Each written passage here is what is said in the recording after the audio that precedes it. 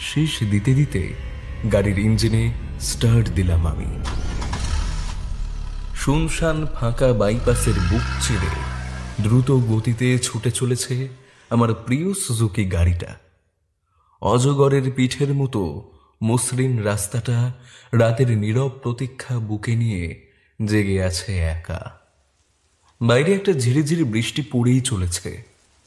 গাড়ির সাউন্ড প্লেয়ারে একটা গান বাজছিল, গুমনাম হ্যাঁ কোই बदनाम है कोई किसको खबर कौन है वो अनजान है कोई। আমিও মৃদু মৃদু গান গাইছিলাম। ধীরে ধীরে অদ্ভুত একটা ঝিমঝিমে রেশ আমার মাথার ভেতর চেপে বসছিল ক্রমশ।